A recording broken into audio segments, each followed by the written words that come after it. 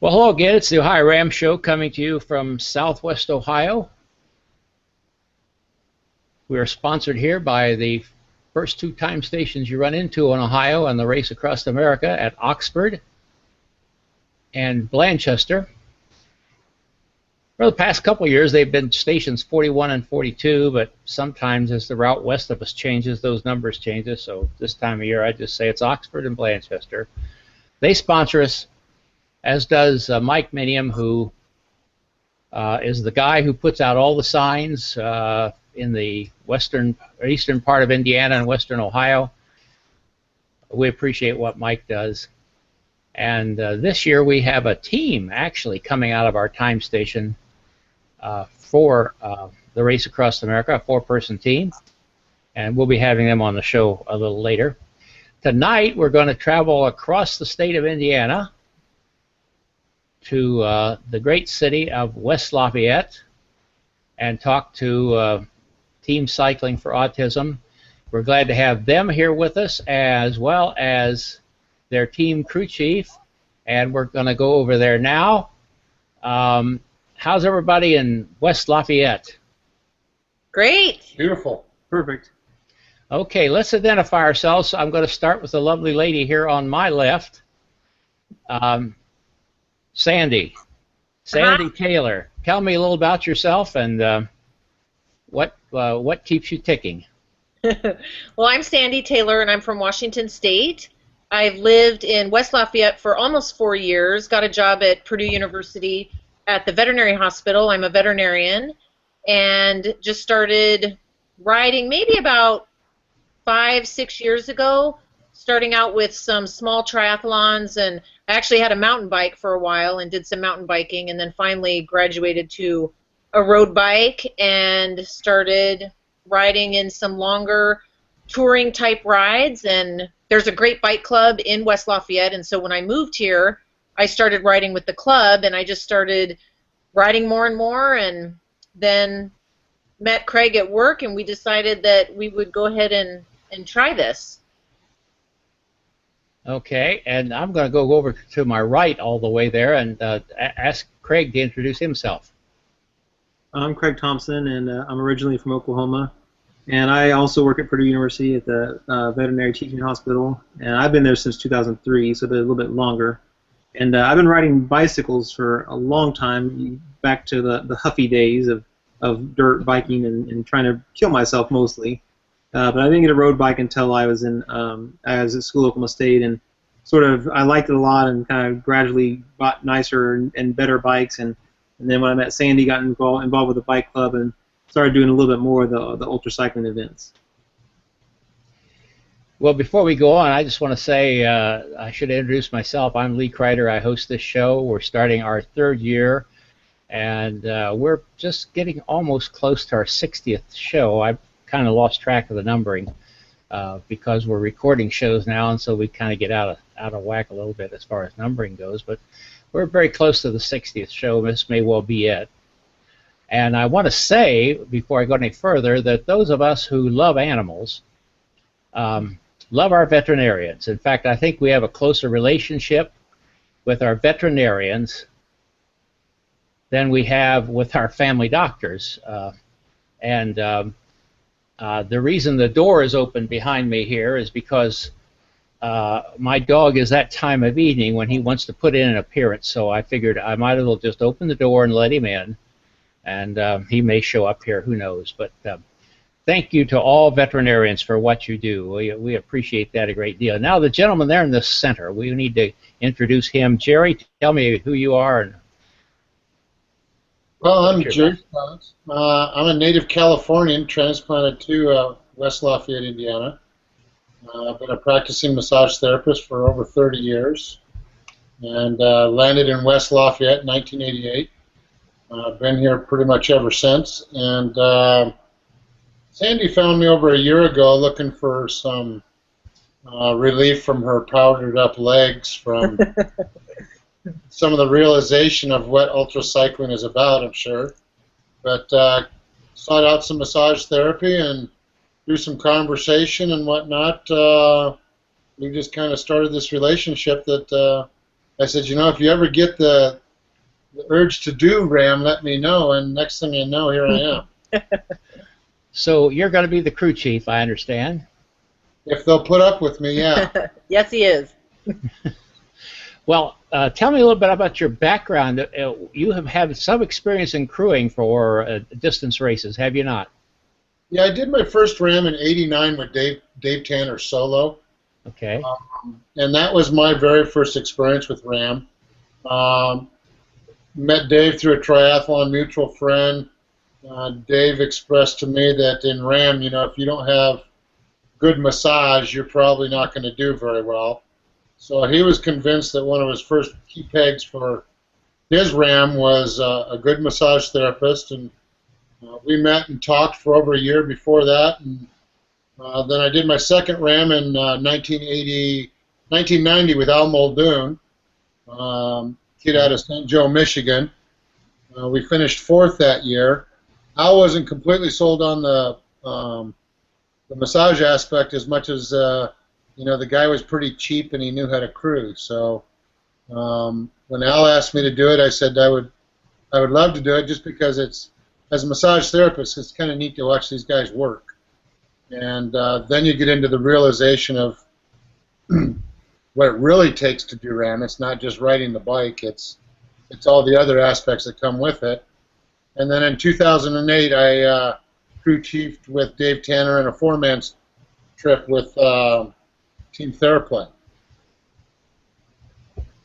So when Sandy asked me to do this, I just thought, well, there must be a reason. We met, there must be a reason I'm getting asked. So the neat thing is that Dave Tanner's already committed to crew with us, and I'm really looking forward to that, because he knows more about RAM than I could ever experience, I'm sure. Okay, and so, well, you told me a little bit, but at what point did you decide you were going to do this, either Sandy or Craig? Well, so it sort of started with watching Bicycle Dreams. So we were over at our bike club's, one of our bike club members' houses, Dean and Kate Thompson, and we would have a movie night in the winter when we couldn't ride, so we'd all get together and we watched that movie, that documentary, and it was just very, in the back of our head somewhere was, God, wouldn't that be great to just do that someday? But of course it seemed like this impossible thing, and then Craig and I just started talking more about it, and then we watched the second documentary, the one just called Race Across America, I believe, and started thinking more about it, and then really very soon after we chatted about it is when I saw Jerry, and when I walked in the door and I saw all these newspaper clippings on his wall that were about RAM, I thought, wow, he knows about RAM. And so I asked him about it, and then it turned out that he was the crew chief, and so then it just seemed like it was something meant to be. I think she actually got hooked into it when she started listening to some of my stories. Yeah, about that's RAM right. and some of the things that Her happened. story. And Craig, what about you? How did you get hooked into this deal? Roped into it. I mean, I think Sandy sort of told the same story as myself. I think we watched that movie, I think it was in 2012, if I remember correctly. Yep. So the winter of 2012, like December. And, you know, watching the movie and then the second movie and just kind of my own experiences with cycling and, you know, presenting the challenge, and it seemed like this kind of monumental, you know, accomplishment to try to do. And, you know, we started writing more and more, again, the ultra events, and it was just a lot of fun. Of course, I don't think RAM's fun, but Yes. from here in this living room, it's fun. But it just seemed like a really great thing, and we kind of again got more momentum as we got more serious about it, and here we are today. Well, you know, I've said many a time I've been on a ride that was so awful, and the wind and the rain and the snow and what have you, and I said, I'll never do this again. Where do I go to make my reservation for the hotel next year? You know, I think we've all been there at one time or the other. But now you're writing for autism. And how did you get interested in that? Do you have some people that you know are who have to deal with that, or how did that come about? Well, when we were kind of in the more serious mode of doing this, and after we had a fairly lengthy meeting with Dave Tanner, we went down to Indiana University and had a chat with him about the feasibility and what he went through, and he sort of explained how he had a charity, and when when we started doing some more research, a lot of the teams have a cause or a charity or something associated with them, and so we kind of bandied about some ideas about a mutual cause or some type of nonprofit organization, and after a while I said, my sister owns a nonprofit organization. Why not? And so Yeah. She owns a school called Paths to Independence, and it's back in my hometown in Oklahoma, Bartlesville.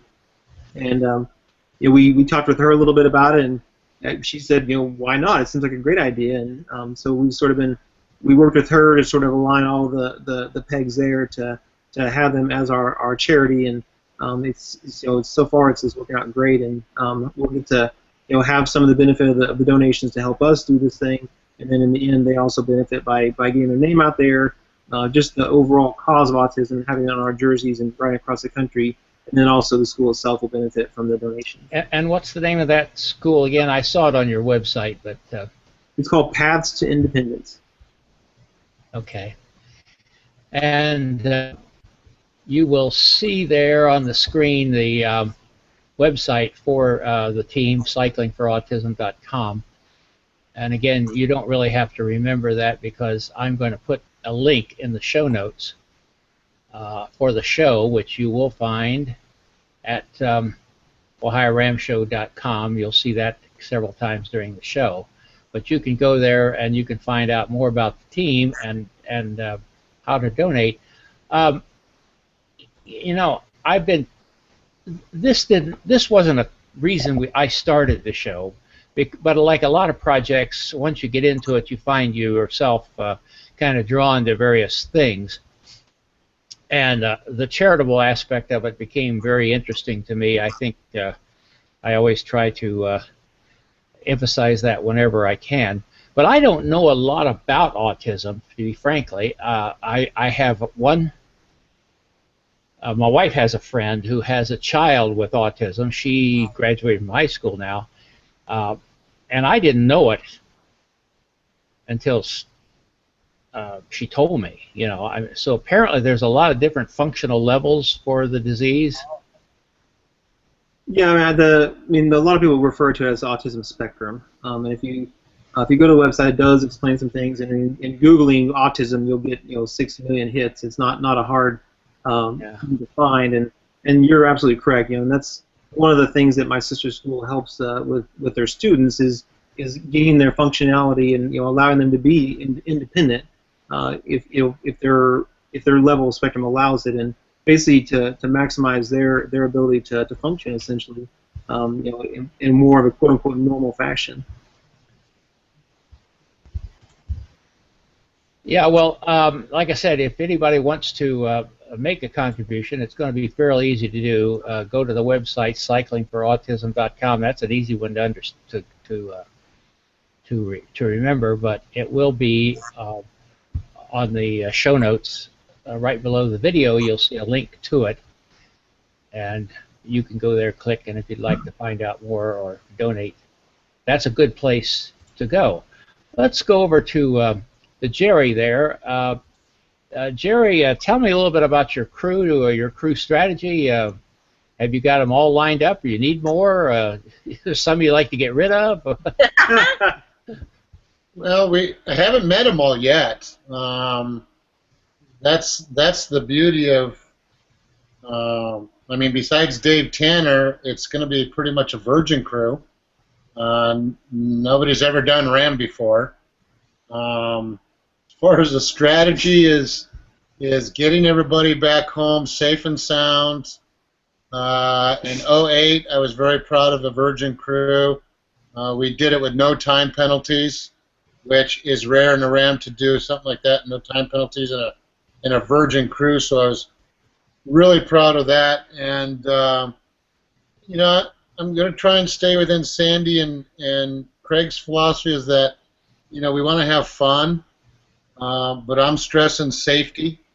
That's my big deal. And yeah, fun is there as long as we're being safe and everybody's happy and things are going well. But in explaining RAM to them, that's not always a sunny day in Albuquerque or in Tucumcari or wherever things didn't go so well the night before. So my strategy would be basically getting everybody home safe, Sandy and Craig to have the experience of a lifetime, which is what they bought in for. And then it's my job to keep, everybody safe and try not let them hear what's going on in the background. Just let them do the writing and let me take care of everything else. Well, I know Steve Beverling, he talks about a bubble, that his crew creates a bubble around him so he doesn't have to worry about anything but pedaling that bike. Yeah, the way I look at it, they're getting paid to ride the bike. So I'm getting paid to keep them on the bike and to keep us rolling down the road. So even when they ask me how things are going with the crew, I'm going to say everybody's got clean shoes on today, clean clothes. Everybody had showers last night. We had time for a steak, and everything's just hunky-dory. So yeah. And you hope your nose doesn't grow while you're saying that, huh? Exactly. Or hope that someone in the crew didn't leak something out. But no, that's the difference between, they've got a job to do, and that's all they need to think about while they're doing it. My job is to make sure that, we don't have too many things go wrong, but they will go wrong, and then the beauty of it is how well you adapt to it and move on. Yeah, well, it's been said, and there's a lot of things that you need to have a plan, but recognize the fact that that plan is probably going to go out the window in about 3 or 4 hours into the race. I would say maybe even loading up and heading out to California. Yeah, but you have to have a plan, or you don't know when you're going wrong. Yeah, that's true too, and like I said, our main plan is, these two started dreaming about this some crazy weekend years ago about what would it be like, and now that plan is coming to fruition. So, it came to reality the other night when we secured the vans for a crew. The motorhome came almost the same week, and so now it's for real. So now it's time to, start putting a game plan together, start becoming a little bit more serious about, how we're going to get the money, how we're going to do this, how we're going to do that. And there again, there's so many variables in how to do it. It's like I told Sandy in the beginning, it's how do you want to do it, start from a foundation, and then blossom from there. So with expectations that things are going to change along the way, depending on, just what stumps get thrown in our way between here and there. But there are going to be stumps. So, to come up with a solid crew, it's important to them to have somebody on their side, so to speak. So I'm looking forward to that. Sandy's got her sister on crew, and Craig's got a lifetime friend on crew. I've got Dave Tanner on crew. So, between all that, you know how psychologically RAM can be. I think between the three of us, we'll get them over the country. Now, if they can just keep the pedaling up, we should be fine. And plans are just keep everybody safe. And I think once all those start to come together and everybody realizes that we can have fun, then yeah, it's just hopefully they've put the training in and riding in the bad weather now, so that next summer riding in a good storm isn't going to be a big deal. But yeah, just all the different facets of training, and still go out there and, Dave Tanner said at 08, he hopes that everybody comes out of it still being friends when we're all done. And the beauty of it is that nobody knew each other when we showed up, so that was a pretty tall order. But just to go across and do this thing, and to do it at a pace that I hope Sandy and Craig get time to smell the roses while they're riding and realize what it's like to be able to ride a bike across the Rockies. Yeah, it's a race, but have fun. Enjoy the moment because everybody in the crew is going to get told to do the same thing.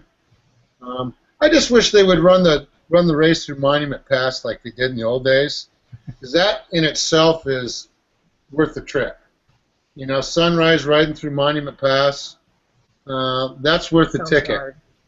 So Well, yeah, it's well, you know, you already know this, Jerry, and maybe Craig and Sandy do, but you're going to find out the Rockies are a snap. The If he doesn't, maybe. it's West Virginia that'll nail you. well, and that's what I've been telling people, that, you know, there's a part of strategy that says, you know, get through the Rockies in top 3, and then you got 4 days, 5 days of flats, and then you get to West Virginia and you figure out just how many climbing legs you got left. And they used to say the race started at the Mississippi River. But anymore, with those second set of climbs outside of Pennsylvania and West Virginia, it's almost who's got the legs to get over those. Yeah, those can be really rough. And I've been across West Virginia, and there's something defeating about that state. I don't know. You just something makes you want to quit. I don't know. You got to have best. But well, Sandy, what part of this adventure do you, when you wake up in the middle of the night and think about, worries you the most? I think the boredom factor. I think I'm really used to, right? I know it's going to get boring at times. And I remember them saying that in Bicycle Dreams, and I thought, yeah, I could see that. But when I started riding more of these long rides, I'm very used to riding with people. And I know now I need to start riding by myself and entertain myself. And I'm not really sure how, I don't know, I need to start talking to myself and getting used to just being alone riding. And I'm also a lot more comfortable riding in groups. So I know that I'll be more nervous, and especially at night. So it's the mental game that I'm worried about. Of course, I'm thinking about my back and my neck and the things that already sometimes bother me when I ride. But it's more the enjoying it even when it sucks. That's what I think I'm going to have to sort of practice, just to remember that this is for fun, and this, yes, something that's going to be very difficult, but I just want to have fun. It sounds like your crew chief back there might be able to provide some entertainment for you along the way. I'm hoping for some, middle of the night antics or whatever it might take to keep things exciting. How about you, Craig? What when you wake up in the middle of the night, what do you think about? Well, I think the thing that when I really stop and get those panicky feelings, really try to put in perspective. I know I can't because I've never done it, but to try to put in perspective the volume of riding and the altitude changes compared to what we've done before. This summer we sort of convinced ourselves that the ride that the big ride for the year is called Rainstorm, and what it is a touring event where you do about 100 miles or 150 miles a day for 5 days around Indiana, southern Indiana, and then on the sixth day you in the actual rain ride, which is the ride across Indiana, and that's 160 miles in one day. And so we sort of convinced ourselves that this would be a great test to see what we're made of, and it was really challenging, in that Thursday where the altitude change. I think there's around 6,000 or 7,000 feet of climbing, but it was great, and it was a challenge. And when I sit down and compare that, where at the end of the day I sat in a bed and had a hot meal provided for me in a shower, compared to some of the stories I've already heard from Dave and from Jerry, some other people we've talked to about the volume of riding the 200 and 300 miles a day over and over and over again. That's when I wake up. That gives me the cold sweats. Well, I can tell you that when you get to Ohio, we're going to try to do what we can to make life as pleasant as possible. We'll be there 24 hours a day, um, and we'll have food there for you. We'll have fuel there for you, and we can promise you the most important thing, no matter whether you're come through there at 3 o'clock in the morning or 3 o'clock in the afternoon, there's going to be people there to cheer you on. That's one of the things that we've learned to love and do here, and at both of our time stations. And at Blanchester, if you treat the McFaddens real nice over there, they'll take you over your house and give you a shower and wash your clothes for you. Wow! Oh my! We've never been able to pull that off at Oxford. Hey, you people there at Oxford, you hear that? You need to get on the stick over there and do something similar. Okay, that's enough said about that. We try not to make any kind of competition between the two time stations, but we want to do what we can. We figure that we're just a little breather right before you get hit when you cross the Ohio River, and so we try to provide that for you. You mentioned about storms. We always, Jerry, try to provide a real gully-washing, lightning-producing thunderstorm here in Western Ohio. It's just one of the things we have to offer you is that's how we welcome you is with fireworks.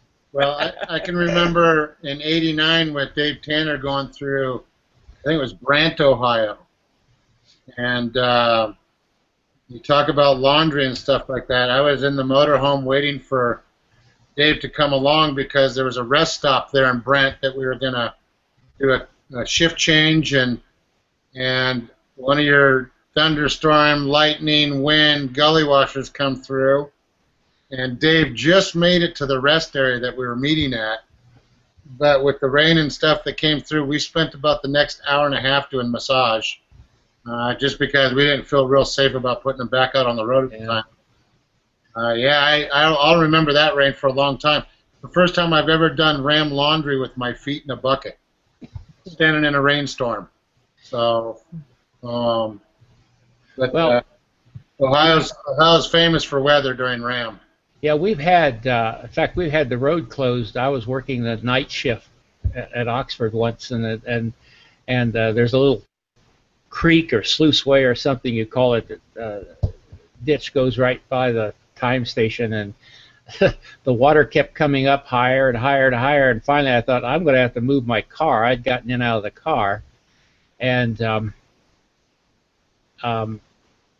the police came by and closed the roads there because of the flash flooding, and as I was getting ready to pull my car away, I looked over, and underneath the canopy, sitting on a table, but because the wind was blowing so, the water was coming through there like there was no canopy. There sat my laptop computer, and you know what?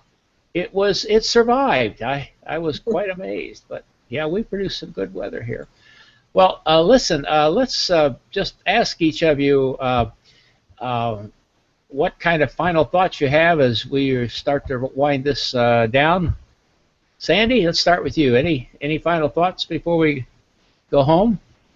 I am just really excited to share this with the crew. So far we have 9 people that have committed, and they're all friends and family, and it's just really going to be a neat experience, and I think just something I can't even really fathom right now, how bonding it will be, and how just the experience will be amazing, and I'm really excited about that. The relationships that we'll build and that will just become stronger, and hopefully we won't kill anyone, or they don't kill us along the way. But let's don't even use those terms. Goodness, really. We had too much trouble.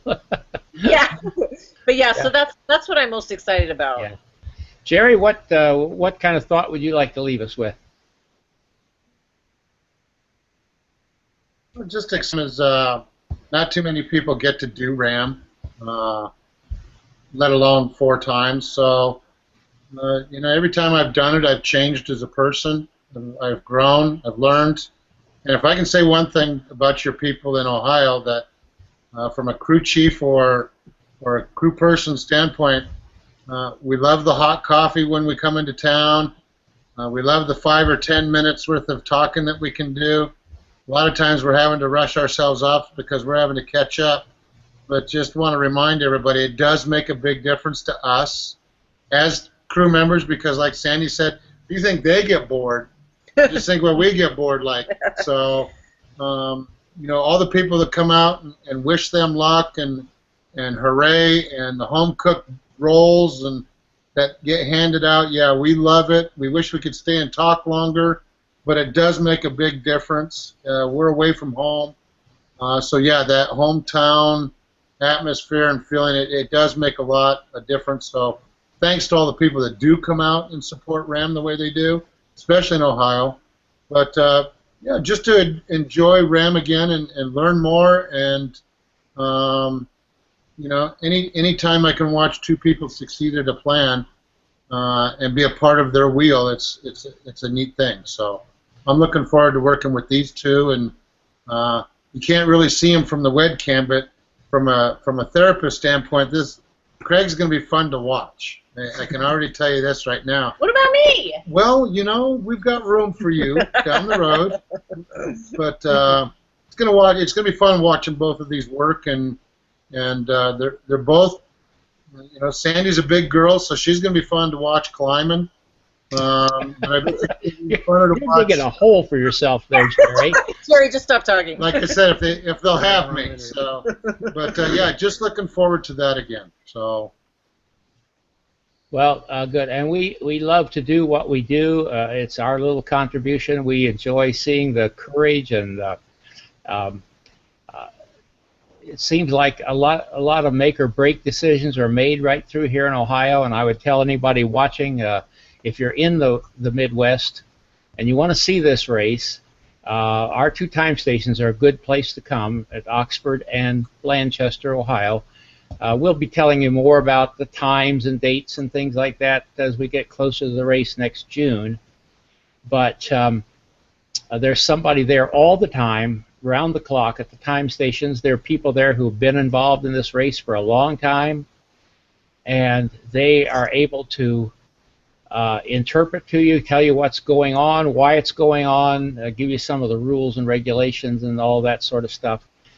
I mean, you can watch the race anywhere along the route, but we think that when you come to our time stations, and that's true of the other time stations, the Congress and Camden and Missouri, and there's good time stations all along. I won't try to start naming them, but it's a good place to So you're going to be watched, Craig. Any final thoughts after that? The bar is set.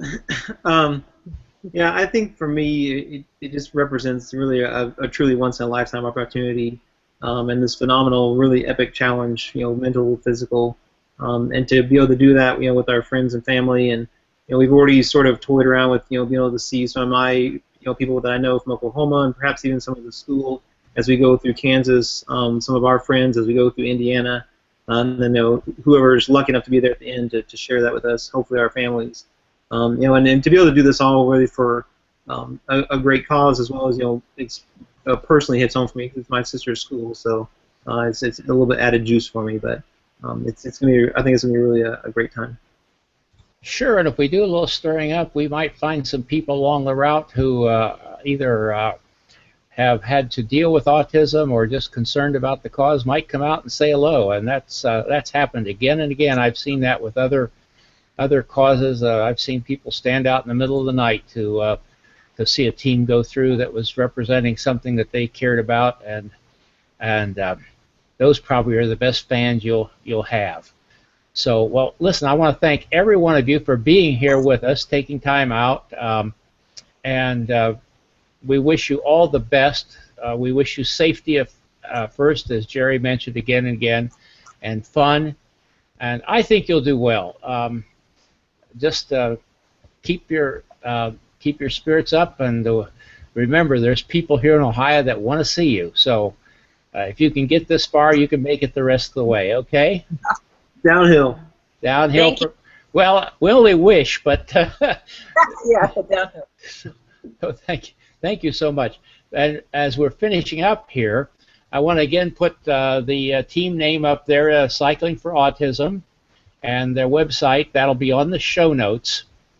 And those show notes, I guess we're the show nuts. The show notes, anyhow, the show, I don't know if I can finish this or not. The show notes will be found at the OhioRAAMshow.com website, which you see there. And while you're there, there's a couple other things I want to point out.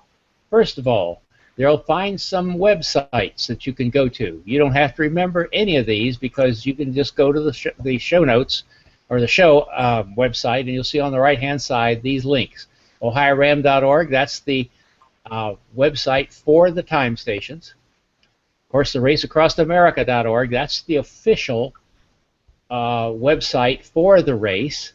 And I have to say now, just so Fred and Rick Bothling will relax, Fred and Rick, I tell people we are not affiliated with the Race Across America in any official way, so what we do here should not reflect on you in any way, shape, or form. Now that we have relaxed the Bothlings, I can tell you about ultraracenews.com, run by John Foote, who just lives about 12, 14 miles from me as the crow flies, a little more as the car drives.